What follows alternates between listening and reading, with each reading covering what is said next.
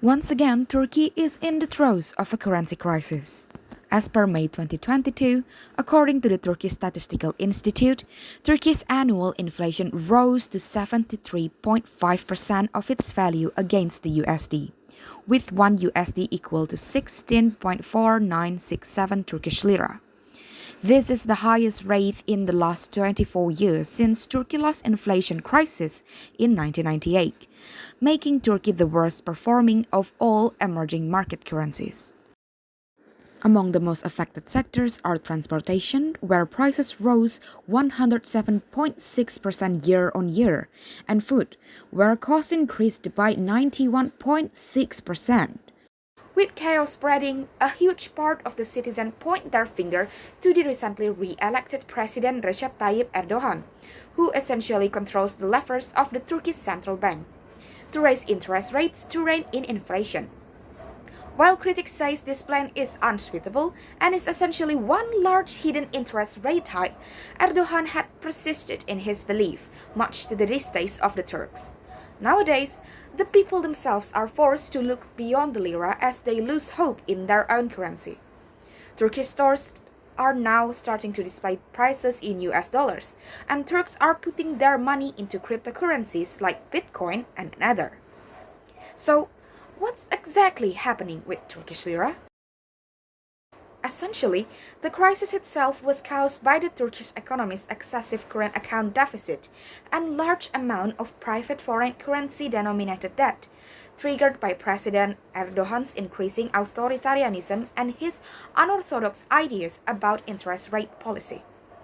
An unavowed opponent of interest rates, Erdogan instead outlined an alternative set of measures to bolster the lira.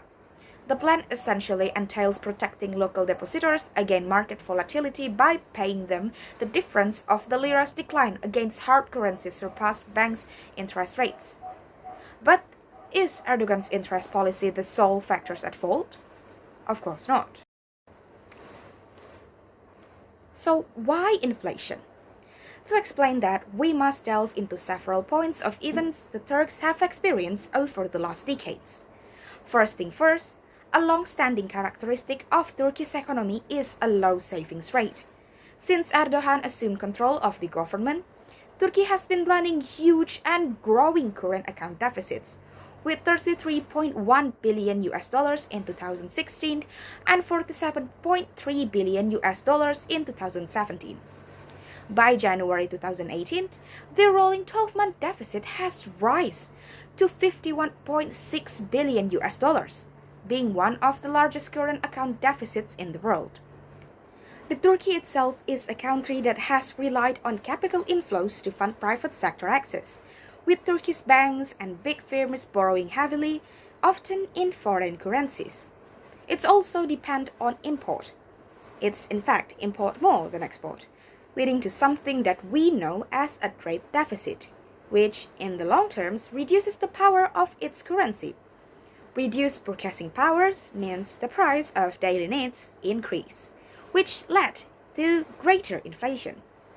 Under this condition, Turkey must find approximately $200 billion a year to fund its wide current account deficit and maturing debt, while being always at risk of inflows drying up. The state has gross foreign currency reserve of just $85 billion. The economic policy underlying these trends had increasingly been micromanaged by Erdogan since the election of his Justice and Development Party, which stood in Turkey as AKP in 2002 and strongly so since 2008, with the focus of the construction industry, state-awarded contracts, and stimulus measures. Another leading factors from Erdogan's poor leadership included acts of nepotism and increasingly tyrannical rules, firing a row of Turkish bank chairmen for defying his policy and ended up placing his own son on the seat, his familial ties being the major cause of the appointment instead of his abilities. Seeing Turkey's position as one of the most desirable countries for vacation, you're probably going to ask, where's all these foreign case injections go? Well, Turkey actually has attracted quite a number of foreign investments and loans. but much of those are directed into things like skyscraper and construction as per Erdogan's preferred terms, which is nice to have but don't necessarily produce a hard return without other factors involved. Without even getting a chance to stabilize themselves, the global pandemic started the global economic and social-political conjuncture. Turkey thus received yet another heavy blow. Seeing the unstable rate of Lira, investors are worried that Turkish companies that borrowed heavily to profit from a construction boom may struggle to repay loans in dollars and euros, as the weakened Lira means there is now more to pay back. They started to pull back their money and stop investing altogether.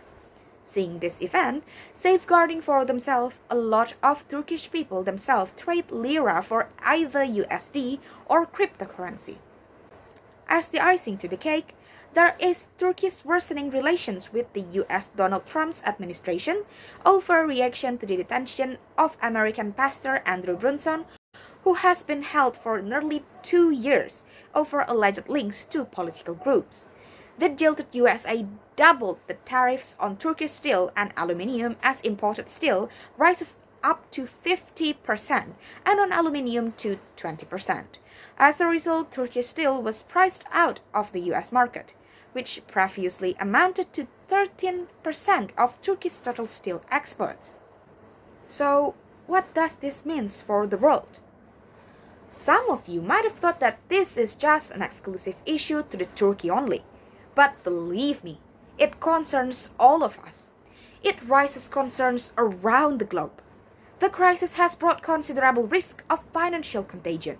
One aspect concerns risk to foreign lenders, where, according to the Bank for International Settlements, international banks had outstanding loans of $224 billion to Turkish borrowers, including $83 billion from banks in Spain, $35 billion from banks in France, $18 billion from banks in Italy, $17 billion each from banks in the United States and the United Kingdom, and last, $13 billion from banks in Germany.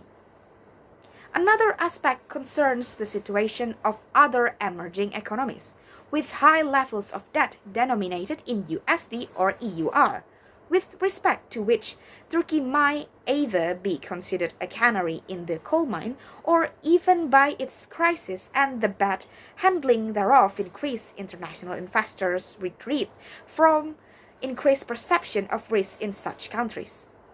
On 31st May 2018, the Institute of Financial Research (IIF) reported that the Turkish crisis has already spread to Lebanon, Colombia, and South Africa. The fall of the value of the lira has also impoverished the inhabitants in northern Syria, who use the lira for everyday interaction too, and impacted the hazelnut industry hard, which is economically important in the country and produces 70% of the world's hazelnut, as the farmers is infected too by the lira's crisis. From observing the Turkish inflation, we could pick some interesting parts to note. On one hand, Turkey has shown us one of the possible outcomes of a country that relied too much to foreign source income. On the other hand, we've also seen how a badly managed fiscal policies could rumble a country down. It, of course, doesn't happen in a vacuum. Instead, it was brought upon by years of mismanaging and a succession of mismatched politicians. While Erdogan's policy has their own point, the crisis and loss looming the country itself was undeniably a situation rises from the rules he insisted and failed. As a leader of the country, perhaps Erdogan's meant to achieve a long-term improvement for his country, but, in my opinion, it is best if Erdogan first focuses on solving the short-term ones before targeting the much broader pictures.